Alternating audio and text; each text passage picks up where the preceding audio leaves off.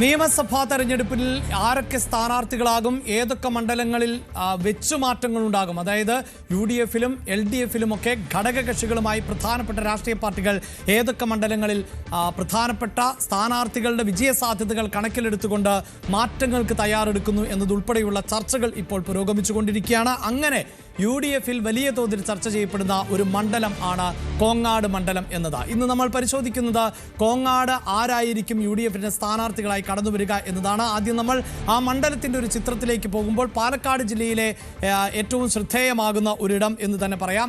പാലക്കാട് മണ്ണാർക്കാട് താലൂക്കിലെ കാഞ്ഞിരപ്പുഴ, കാരാക്കുറുശൂച്ചി, തച്ചമ്പാറ, കരിമ്പ എന്നീ ഗ്രാമപഞ്ചായത്തുകളൊപ്പം പാലക്കാട് താലൂക്കിലെ കേരളശ്ശേരി, കോങ്ങാട്, മങ്കര, മണ്ണൂർ, പറളി ഉൾപ്പെടുന്ന പ്രദേശങ്ങൾ വരുന്ന ഒരു മണ്ഡലം എന്നതാണ് ഈ കോങ്ങാട് നിലവിൽ വന്നത് 2011-ലാണ്. അതായത് മണ്ഡല പുനഃക്രമീകരണത്തിന്റെ കാലഘട്ടത്തിൽ നിലവിൽ വന്ന മണ്ഡലം ആണ് 2011. അതിനുശേഷം ഈ കോങ്ങാട് മണ്ഡലം പൊതുവെ അറിയപ്പെടുന്നത് തന്നെ CPIM-ന്റെ ഉരുക്കു കോട്ട എന്ന് തന്നെയാണ്. 2011-ലും 2014-ലും CPIM-ലെ തന്നെ KV വിജയദാസ് ആയിരുന്നു അവിടെ MLA ആയി തെരഞ്ഞെടുക്കപ്പെട്ടത്. നിലവിൽ 2021-ലെ തെരഞ്ഞെടുപ്പിൽ അഡ്വക്കേറ്റ് K ശാന്തകുമാരിയും വളരെ മികച്ച ഭൂരിപക്ഷത്തിൽ തന്നെ വിജയിക്കുന്ന സാഹചര്യം ഉണ്ടാകുന്നു. അതുകൊണ്ട് തന്നെയാണ് ഇടതു കോട്ട എന്ന് കോങ്ങാടിനെ വളരെ കൃത്യമായി വിശേഷിപ്പിക്കാവുന്നത്. ഇനി നമ്മൾ പരിശോധിക്കാൻ പോകുന്നത് ഈ കഴിഞ്ഞ തെരഞ്ഞെടുപ്പിൽ ലഭിച്ചിട്ടുള്ള എന്തുകൊണ്ട് കോങ്ങാട് ഇടതുകോട്ട എന്ന് പറയുമ്പോൾ അവിടുത്തെ ഭൂരിപക്ഷം എന്തായിരുന്നു എന്നതാണ്. 2011-ലും 2014-ലും 2021-ലും ഇടതുകോട്ടയ്ക്ക് ഒരു ഇളക്കവും ഉണ്ടായില്ല എന്നത് മാത്രമല്ല, അവിടെ പ്രേക്ഷകർ ടാലി ഒന്ന് പ്രത്യേകം ശ്രദ്ധിക്കുക. 2011-ൽ 3565 വോട്ടുകൾ. 2011-ലാണ് മണ്ഡല ഏകീകരണം നടക്കുന്നത്. അങ്ങനെ മണ്ഡലം രൂപീകൃതമായ വർഷം തന്നെ 3500-ലധികം വോട്ടിൻ്റെ ഭൂരിപക്ഷമെങ്കിൽ തൊട്ടടുത്ത തെരഞ്ഞെടുപ്പിൽ അത് 13271 എന്നതിലേക്ക് എത്തുന്നു. അതായത് 4 ഇരട്ടിയോളം ആണ് വോട്ട് ഭൂരിപക്ഷത്തിൽ മാത്രം വർധനവ് ഉണ്ടായത് എന്നതാണ് പ്രേക്ഷകരോട് എടുത്തു പറയേണ്ടത്. 2021 നടന്ന, അതായത് ഇപ്പോൾ MLA ആയിട്ടുള്ള സാഹചര്യത്തിലെ ഭൂരിപക്ഷം എന്നത് 27,000 വോട്ടുകളുടേതാണ് എന്നതാണ്. 2016-നെ അപേക്ഷിച്ച് ആ ഭൂരിപക്ഷം ഇരട്ടിക്കുന്ന സാഹചര്യം ആണ് ഉണ്ടായിട്ടുള്ളത്. അപ്പോൾ ഓരോ തെരഞ്ഞെടുപ്പ് കഴിയുമ്പോഴും ഇടതുകോട്ട കൂടുതൽ ശക്തമാകുന്ന രാഷ്ട്രീയ സാഹചര്യം ആണ് കോങ്ങാടിന് ഉള്ളത് എന്നതാണ് ഇപ്പോൾ തന്നെ നമുക്ക് മനസ്സിലാക്കാൻ സാധിക്കുന്നത്. ഞാൻ CV അനുമോദാണ് ഈ വാർത്തയുടെ വിശദാംശങ്ങൾ നൽകേണ്ടത്. അതിലേക്ക് വരുന്നതിന് മുമ്പ് മറ്റൊരു ഡേറ്റ് കൂടി ഒന്ന് പ്രേക്ഷകരുമായി പങ്കുവയ്ക്കുന്നു. ഏറ്റവും ഒടുവിൽ നടന്ന നിയമസഭാ തെരഞ്ഞെടുപ്പ്, അതായത് 2021-ലെ നിയമസഭാ തെരഞ്ഞെടുപ്പിൽ K ശാന്തകുമാരി LDF-ന്റെ CPIM-ന്റെ സ്ഥാനാർത്ഥി വിജയിച്ചത് 67,881 വോട്ടുകൾ നേടിക്കൊണ്ടാണ്. അവിടെ പ്രധാന എതിരാളി എന്നത് UC രാമനായിരുന്നു. മുസ്ലിം ലീഗിൻ്റെ സ്ഥാനാർത്ഥിയായ രാമൻ 40,000-ലധികം വോട്ടുകൾ, 40,662 വോട്ടുകൾ ആണ് നേടിയത്. BJP-യുടെ M സുരേഷ് ബാബുവിന് 27,661 വോട്ടുകൾ ആണ് നേടാൻ സാധിച്ചത്. BJP-യെ സംബന്ധിച്ചിടത്തോളം ഒരു നിശ്ചിത വോട്ട് വിഹിതം എന്നതിനപ്പുറത്തേക്ക് കാര്യമായ നേട്ടം കൈവരിക്കാൻ പറ്റാത്ത ഒരു സാഹചര്യം കൂടിയാണ് ഉള്ളത് എന്നതാണ് ഇപ്പോഴത്തെ പശ്ചാത്തലം. ഇതോടൊപ്പം തന്നെ നമുക്ക് മറ്റൊരു വിവരം കൂടി ഒന്ന് ചേർത്ത് വെക്കേണ്ടത് ഇവിടെ രാഷ്ട്രീയ എതിരാളികൾ ആരായിരുന്നു എന്നതാണ്. 2011-ലും 2016-ലും മികച്ച ഭൂരിപക്ഷത്തോടു കൂടിയാണ് LDF അവിടെ വിജയിച്ചത് എങ്കിൽ അവിടെ UDF-നെ സംബന്ധിച്ചിടത്തോളം കോൺഗ്രസ് ആയിരുന്നു രാഷ്ട്രീയ എതിരാളികളായി ഉണ്ടായിരുന്നത് എങ്കിൽ കഴിഞ്ഞ തവണ അത് മുസ്ലിം ലീഗ് ഏറ്റെടുക്കുകയും അങ്ങനെ രാമൻ അവിടെ സ്ഥാനാർത്ഥിയായി വരികയും ചെയ്ത പശ്ചാത്തലം ആണ് ഉള്ളത്. ഇപ്പോൾ അതിൽ നിന്ന് വ്യത്യസ്തമായ ഒരു രാഷ്ട്രീയ സാഹചര്യം കോങ്ങാടുണ്ട് എന്നതാണ് UDF-ന്റെ അവകാശവാദം. പൊതുവെ വരാൻ പോകുന്ന നിയമസഭാ തെരഞ്ഞെടുപ്പിൽ ഒരു UDF തരംഗം ഉണ്ടാകും. സർക്കാരിനെതിരായ ഒരു വികാരമുണ്ട്. ശബരിമല അടക്കമുള്ള വിവാദ വിഷയങ്ങൾ UDF-ന് ഗുണം ചെയ്യും. അങ്ങനെയുള്ള ഒരു കണക്കുകൂട്ടലിൽ മണ്ഡലം തിരിച്ചു പിടിക്കണം എന്ന ഒരാവശ്യം ഇപ്പോൾ കോൺഗ്രസിൻ്റെ ഭാഗത്ത് നിന്നുണ്ടാകുന്നു. ലീഗിന് നൽകിയിട്ടുള്ള ആ മണ്ഡലത്തിൻ്റെ സാധ്യതകൾ അവസാനിപ്പിച്ച് കോൺഗ്രസ് തിരിച്ചു പിടിക്കണമെന്ന ആവശ്യം മുന്നോട്ട് വയ്ക്കുമ്പോൾ അനുമോദ് ചേരുന്നുണ്ട്. അനുമോദ്, എന്തുകൊണ്ടാണ് കോൺഗ്രസ് തന്നെ അവിടെ മത്സരിക്കണം എന്ന ആവശ്യം? ഞാൻ ആ സ്ഥാനാർത്ഥി സാധ്യതയിലേക്ക് പോകുന്നതിന് മുമ്പ് കോങ്ങാട് കോൺഗ്രസ് മത്സരിച്ചാൽ വിജയിക്കുമെന്ന ഒരു പ്രതീക്ഷയിലേക്ക് അവിടുത്തെ കോൺഗ്രസ് നേതൃത്വം എത്തിയിട്ടുള്ള പശ്ചാത്തലം എന്താണ്?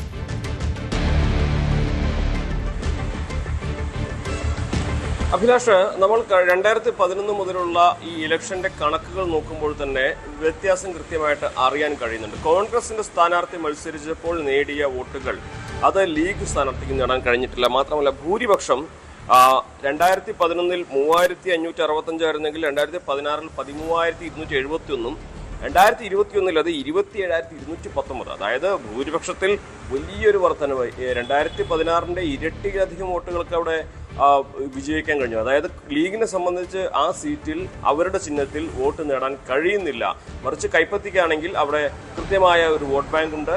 അത് അവരെ സംബന്ധിച്ച് ഇത്തവണത്തെ സാഹചര്യത്തിൽ കുറെ കൂടി പ്രതീക്ഷ നൽകുന്നതാണ് എന്ന് കോൺഗ്രസും അവകാശപ്പെടുന്നു. മാത്രമല്ല ലീഗ് നേതൃത്വത്തെ പ്രാദേശികമായിട്ടുള്ള മുസ്ലിം ലീഗ് നേതൃത്വം ഈ സീറ്റ് ഏറ്റെടുക്കേണ്ടതില്ല എന്ന വിവരവും അറിയിച്ചിട്ടുണ്ട്. അതായത് കോങ്ങാട് സീറ്റ് മത്സരിച്ചാൽ വിജയിക്കാനാകില്ല എന്ന് ലീഗിന് നന്നായിട്ട് അറിയാം.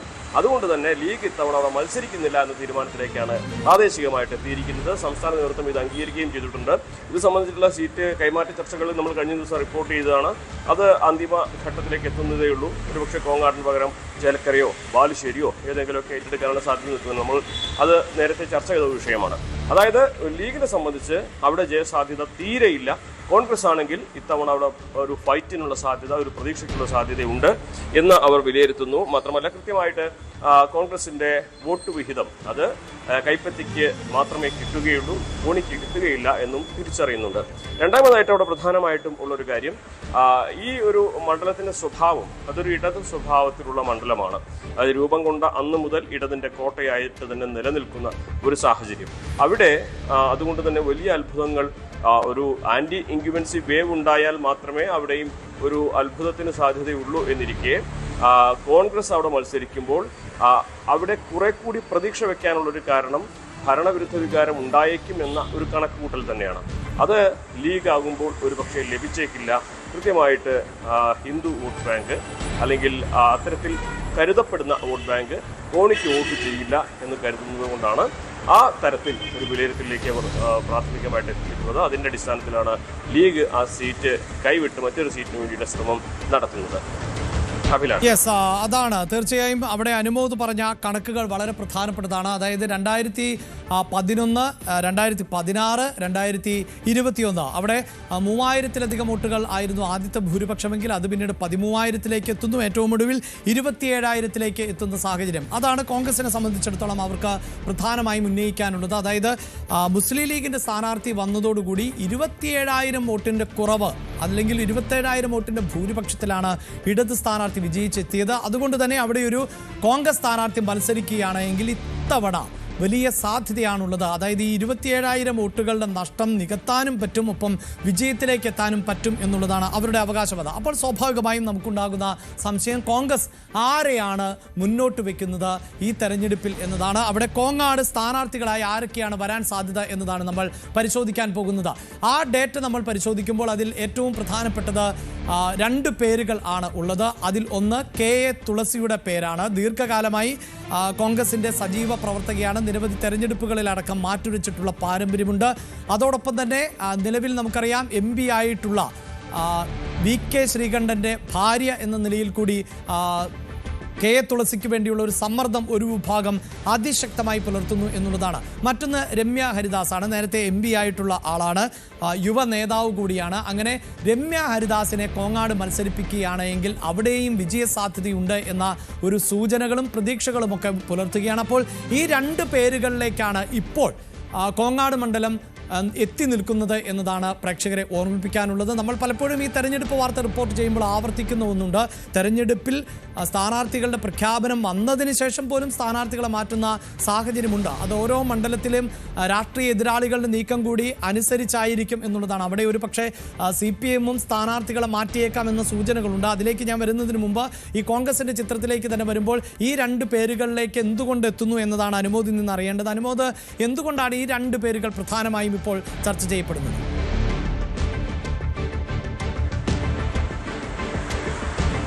കോൺഗ്രസിനെ സംബന്ധിച്ച് ഈ സീറ്റ് ഏറ്റെടുത്തു കഴിഞ്ഞാൽ അവിടെ വിജയിക്കാൻ കഴിയുന്ന സ്ഥാനാർത്ഥികൾ പാർട്ടിയിലുണ്ട്, പാലക്കാടുണ്ട് എന്നാണ് അവർ അവകാശപ്പെടുന്നത്. കോഴിക്കോട് ജില്ലക്കാരിയാണെങ്കിലും രമ്യ ഹരിദാസ് ആലത്തൂർ MP ആയിരുന്നു. പാലക്കാട് ജില്ലയുടെ ഭാഗമായിരുന്ന പാർലമെന്റ് മണ്ഡലമാണ് ആലത്തൂർ. അത്തരത്തിൽ പാലക്കാട് ജില്ലയിൽ അവർക്ക് കൃത്യമായ ബന്ധങ്ങളുണ്ട്, താഴെ തട്ടിൽ സ്വീകാര്യതയുണ്ട്. മാത്രമല്ല രാഹുൽ ഗാന്ധിയുടെ വിശ്വസ്തരിൽ അല്ലെങ്കിൽ വിശ്വസ്ത ബ്രിഗേഡുകളിൽപ്പെട്ട ഒരാളാണ്, യുവ നേതാവാണ് എന്നീ ഘടകങ്ങൾ രമ്യ ഹരിദാസിന് അവിടെ മേൽക്കൈ നൽകുന്നതാണ്. അവിടെ നേരത്തെ തന്നെ ഈ കോൺഗ്രസിലെ ഒരു വിഭാഗം രമ്യയെ കൊണ്ടുവന്നാൽ ഒരു പുതിയ മുഖത്തെ അവതരിപ്പിച്ച് നിലവിലെ സാഹചര്യത്തിൽ ശാന്തകുമാരിയാണ് മറുവശത്തെങ്കിൽ അതിനെ മറികടക്കാൻ കഴിയുന്ന ഒരു സാഹചര്യമുണ്ട് എന്ന വിലയിരുത്തലാണ് കോൺഗ്രസിലെ ഒരു വിഭാഗം വെച്ച് പുലർത്തുന്നത്. അതോടൊപ്പം തന്നെ കെ എ തുളസിയും ദീർഘകാലം കോൺഗ്രസിന് നേർനിരയിലുള്ള വ്യക്തിത്വമാണ്. വി കെ ശ്രീകണ്ഠന്റെ പത്നിയാണ്. അതും അത്തരത്തിൽ അവർക്ക് പാർട്ടിയിലെ ഒരു വിഭാഗത്തിന്റെ പിന്തുണ ലഭിക്കുവാനും ശ്രീകണ്ഠന്റെ ഭാഗത്ത് നിന്ന് ആ സീറ്റിന് വേണ്ടിയുള്ള സമ്മർദ്ദം നടത്തുവാനും കാരണമാകുന്ന ഒരു കാര്യമാണ്. ഈ രണ്ട് പേരുകളിൽ ആര് എന്നത് മാത്രമാണ് ഇവിടെ പ്രധാനമായിട്ടും ഈ ചർച്ചയിൽ ഉയരുന്നത്. കെ തുളസിയെ സംബന്ധിച്ച് വി കെ ശ്രീകണ്ഠന്റെ ഭാഗത്തു നിന്നുള്ള അകമഴിഞ്ഞ പിന്തുണ, അദ്ദേഹത്തിനൊപ്പം നിൽക്കുന്നവരുടെ ഭാഗത്തുനിന്നുള്ള വലിയ സപ്പോർട്ട് ഉണ്ടായിരിക്കും. മാത്രമല്ല ദീർഘകാലം പാലക്കാട് ജില്ലയിൽ തന്നെ പല തലങ്ങളിൽ പ്രവർത്തിച്ചതിന്റെ ഒരു മേൽക്കൈയും അവർക്ക് അവകാശപ്പെടാനുണ്ട്. മറുവശത്ത് രമ്യ ഹരിദാസ് ആണെങ്കിൽ ആലത്തൂർ MP ആയിരുന്നു. അതോടൊപ്പം തന്നെ യുവ നേതാവാണ്. രാഹുൽ ഗാന്ധിയുടെ വിശ്വസ്തരിൽ അല്ലെങ്കിൽ രാഹുൽ ഗാന്ധി തെരഞ്ഞെടുത്ത മികച്ച നേതാക്കളിൽ ഒരാളാണ്. പാലക്കാട് ജില്ലയിൽ അവർ ഇതിനോടകം തന്നെ വലിയ ബന്ധങ്ങൾ താഴത്തിൽ ഉണ്ടാക്കിയിട്ടുണ്ട്. അങ്ങനെ ഒരു പുതിയ മുഖം എന്ന തരത്തിൽ യുവാക്കളെ കൂടുതൽ സ്വാധീനിക്കാൻ കഴിയുന്ന വ്യക്തിത്വം എന്ന നിലയിൽ രമ്യ ഹരിദാസിനെയും മുന്നോട്ട് വയ്ക്കുകയാണ്. എന്നാലും ഇതിൽ ഏത് പേര് എന്നതിലേക്ക് എത്തുന്നതിന് മുൻപ് കോൺഗ്രസ് സീറ്റ് ഏറ്റെടുത്താണ് ഔദ്യോഗിക പ്രഖ്യാപനം വരാനുണ്ട്. ലീഗിന് സീറ്റ് വെച്ചുമാറ്റം പൂർത്തിയാക്കേണ്ടതുണ്ട്. എന്നിരുന്നാൽ തന്നെയും ഈ രണ്ട് പേരുകളിൽ ഒന്ന് എന്ന തരത്തിലേക്ക് തന്നെയാണ് നിലവിലെ സാഹചര്യത്തിൽ. അവിടെ പ്രേക്ഷകരെ ഒരു കാര്യം കൂടി ഒന്ന് ഓർമ്മിപ്പിക്കേണ്ടത്, ഈ കോങ്ങാട് എന്നത് ഒരു സംവരണ മണ്ഡലം കൂടിയാണ്. അത് പ്രേക്ഷകരോടൊന്ന് ഓർമ്മിപ്പിച്ചു പോവുകയാണ്. ആ പ്രദേശത്തുള്ളവർക്ക് അതിനെക്കുറിച്ച് അറിയാമെങ്കിലും കോങ്ങാട് ഇത്തരം പേരുകൾ ഉയർന്നു വരുമ്പോൾ സംവരണ മണ്ഡലം എന്ന നിലയിൽ കൂടി നമ്മൾ അതിനെ വിലയിരുത്തുമ്പോൾ അങ്ങനെയുള്ള മുഖങ്ങൾ കൂടിയാണ് പ്രധാനമായും രാഷ്ട്രീയ എതിരാളികളും രംഗത്ത് ഇറക്കാൻ പോകുന്നത്. അവിടെ അനുമോദ് സൂചിപ്പിച്ചതുപോലെ വിജയകുമാരി തന്നെയായിരിക്കും സ്ഥാനാർത്ഥി എന്നതിൽ വ്യക്തതയില്ല. ഒരുപക്ഷെ ഈ വനിതകൾക്ക് എന്തുകൊണ്ടായിരിക്കാം അങ്ങനെ ഒരു പ്രത്യേകത കൂടി ഉണ്ടല്ലോ ഇതിൽ. ഇപ്പോൾ കോൺഗ്രസ് മണ്ഡലം ഏറ്റെടുക്കുന്നുവെങ്കിൽ, ആവർത്തിച്ച് പറയുന്നു, കോൺഗ്രസ് മണ്ഡലം ഏറ്റെടുക്കുന്നത് സംബന്ധിച്ച് അന്തിമ ധാരണയിലേക്ക് എത്തിയിട്ടില്ല. ലീഗ് വിട്ടു നൽകുമോ എന്നതിലും കൃത്യമായൊരു ധാരണയില്ല. എങ്കിൽ പോലും വനിതകൾ തന്നെയാണല്ലോ അല്ലെ. അപ്പോൾ ഈ രണ്ട് വനിതകളെ പരിഗണിക്കുമ്പോൾ വനിതകൾക്ക് ലഭിക്കുന്ന ഒരു പരിഗണന കൂടിയുണ്ടല്ലോ. അത് കഴിഞ്ഞ കുറേ തെരഞ്ഞെടുപ്പുകളിൽ നമ്മൾ കാണുന്നതാണ്. യുവാക്കൾക്ക് കൂടുതൽ മലയാളികൾ പരിഗണന നൽകുന്നു, വനിതകൾക്ക് കൂടുതൽ പരിഗണന നൽകുന്നു. അപ്പോൾ അത്തരം ഒരു സാധ്യതയും കോൺഗ്രസ് മുന്നിൽ കാണുന്നുണ്ടോ?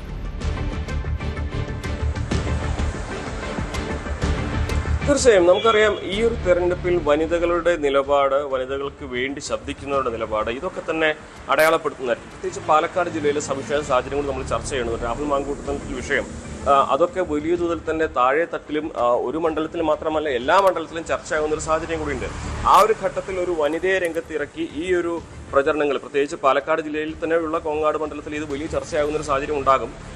അതുകൊണ്ട് തന്നെ ഈ ഒരു പ്രചരണങ്ങളെ നേരിടാൻ, അതായത് ഒരു സ്ത്രീവിരുദ്ധ പ്രവൃത്തി നടന്നു എന്ന തരത്തിലുള്ള പ്രചാരണത്തെ സ്ത്രീകളെ കൊണ്ട് തന്നെ പ്രതിരോധിക്കുക എന്നുള്ളത്. മാത്രമല്ല, ശാന്തകുമാരിക്ക് നിലവിൽ ഒരു തവണ അവർ മത്സരിച്ചുള്ളൂ. രണ്ടാം തവണ മത്സരിക്കാനുള്ള സാധ്യതകൾ ഏറെയുണ്ട്.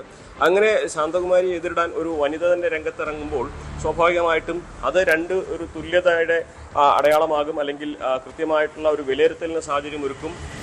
അതൊക്കെ തന്നെ അവിടെ കണക്കാക്കുന്ന ഒന്നാണ്.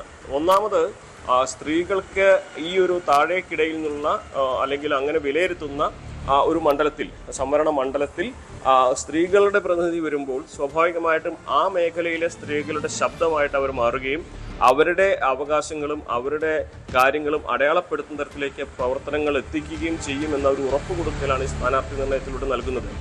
അവരിൽ ഏറ്റവും ഒരു സമൂഹം വിലയിരുത്തുന്ന, അല്ലെങ്കിൽ പൊതുസമൂഹം വിലയിരുത്തുന്ന ഒരു വിഭാഗത്തിലെ വനിതകളെ തന്നെ ഞങ്ങൾ കൊണ്ടുവരുന്നു എന്ന് പറഞ്ഞ് മത്സരത്തിനിറങ്ങുമ്പോൾ രണ്ട് തരത്തിൽ അത് വിലയിരുത്തപ്പെടുന്നു. ഒന്ന്, അവർക്കിടയിലെ ഞങ്ങളുടെ ഒരാളെ കൊണ്ടുവരുന്നു. രണ്ട്, വരാൻ പോകുന്ന തെരഞ്ഞെടുപ്പിൽ ചർച്ചയായേക്കാവുന്ന പാലക്കാട് മണ്ഡലത്തിൽ നിന്നുള്ള ആ സ്ത്രീ വിരുദ്ധ പ്രശ്നങ്ങളും അത്തരത്തിലുള്ള കാര്യങ്ങൾക്കും ഒരു മറുപടി എന്ന തരത്തിൽ ഈ വിഷയത്തെ ഉപയോഗിക്കാൻ കഴിയുമെന്ന കാര്യം.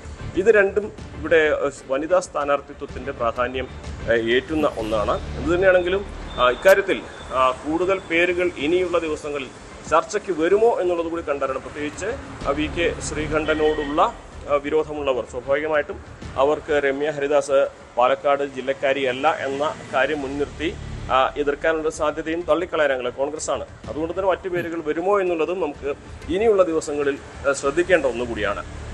തീർച്ചയായും തെരഞ്ഞെടുപ്പിന് ഇനിയും ദിവസങ്ങളുണ്ട്. ചൂടുപിടിച്ച ചർച്ചകളും സ്ഥാനാർത്ഥി പ്രഖ്യാപനം വളരെ നേരത്തെയാക്കിക്കൊണ്ട് കോൺഗ്രസിന് മുന്നോട്ട് പോകാനുള്ള ആഗ്രഹവും ഉണ്ട് എന്ന് തന്നെയാണ് വസ്തുത. കഴിഞ്ഞ തദ്ദേശ തെരഞ്ഞെടുപ്പിൽ നമ്മളത് കണ്ടതാണ്. പ്രത്യേകിച്ച് കോർപ്പറേഷനുകളിലേക്കൊക്കെയുള്ള സ്ഥാനാർത്ഥികൾ നേരത്തെ തന്നെ പ്രഖ്യാപിച്ചു. ഒരു കളം മുന്നേ എറിയാൻ വളരെ തീവ്രമായ ഒരു ശ്രമം ഇപ്പോഴും കോൺഗ്രസ് നടത്തുന്നുണ്ട് എന്നത് വസ്തുത തന്നെയാണ്. പക്ഷേ സീറ്റ് മാറ്റം എന്നത് വളരെ പ്രധാനപ്പെട്ട ഒന്നാണ്. ലീഗിൽ നിന്ന് ആ സീറ്റ് നൽകുമോ കോൺഗ്രസിന് എന്നത് കൂടിയാണ്. അതോടൊപ്പം ഇതാണ് UDFിൻ്റെ ചിത്രമെങ്കിൽ LDFിനെ സംബന്ധിച്ചിടത്തോളം വിജയകുമാരി തന്നെ ആയിരിക്കുമോ ഇത്തവണയും സ്ഥാനാർത്ഥിയായി എത്തുക എന്നതിൽ സംശയമുണ്ട്. അങ്ങനെ കൂടി പറഞ്ഞുകൊണ്ടാണ് നമ്മൾ കോങ്ങാടിനെ അവസാനിപ്പിക്കുന്നത്. അവിടെ LDFിൻ്റെ സാധ്യതയിൽ ഇപ്പോൾ 2 പേരുകൾ കൂടി നിൽക്കുന്നുണ്ട്. ഒന്ന് PK ബിജുവിൻ്റെയും മറ്റൊന്ന് PP സുമോദിൻ്റെയുമാണ്. ഇവരെ ഈ മണ്ഡലത്തിലേക്ക് എത്തിക്കുമോ? ഒപ്പം അനുമോദ് പറഞ്ഞതുപോലെ പാലക്കാട് ജില്ലയുടെ ഭാഗമായിട്ടുള്ള ഒരു ഭൂപ്രദേശവും മണ്ഡലവും ഒക്കെ ആയതുകൊണ്ട് തന്നെ പാലക്കാട്ട് പ്രത്യേകമായ ഒരു സാഹചര്യമുണ്ട്. ഇപ്പോൾ രാഷ്ട്രീയ കേരളം ചർച്ച ചെയ്യപ്പെടുന്ന ഒന്നാണ് ഈ സ്ത്രീകൾക്ക് എതിരായ ചൂഷണം എന്നത്. അതും ജനപ്രതിനിധികളുടെ ഭാഗത്ത് നിന്ന്. അപ്പോൾ സ്ത്രീകൾക്ക് ഈ തെരഞ്ഞെടുപ്പിൽ കൂടുതൽ പരിഗണന നൽകണമെന്ന ഒരു പൊതുവായ ആവശ്യം ഉയരുന്ന പശ്ചാത്തലത്തിൽ കൂടി കോങ്ങാട് ഒരു വനിതാ സ്ഥാനാർത്ഥിയെ തന്നെ ആയിരിക്കുമോ ഇടതുപക്ഷം ഇത്തവണ രംഗത്തിറക്കുക? മറുഭാഗത്ത് 2 വനിതകളുടെ പേര് സജീവമായി ചർച്ച ചെയ്യപ്പെടുന്ന സാഹചര്യത്തിലാണ് PK ബിജുവിൻ്റെയും അതോടൊപ്പം തന്നെ സുമോദിൻ്റെയും പേരുകൾ വളരെ സജീവമായി തന്നെ ഇപ്പോൾ ഉയർന്നു കേൾക്കുന്നത് എന്നതുകൂടിയാണ് പ്രേക്ഷകരെ ഓർമ്മിപ്പിക്കാനുള്ളത്. എന്തായാലും LDFിൻ്റെ സ്ഥാനാർത്ഥികൾ ആരാകും എന്നത് സംബന്ധിച്ച് വിശദമായി മറ്റൊരു ഘട്ടത്തിൽ ന്യൂസ് ടെൻസ് ഈ കോങ്ങാട് മണ്ഡലത്തെ കേന്ദ്രീകരിച്ചുകൊണ്ട് തന്നെ ചർച്ച ചെയ്യാം. കൂടുതൽ വാർത്തകൾക്ക് News 18 Keralam YouTube channel subscribe ചെയ്യുക.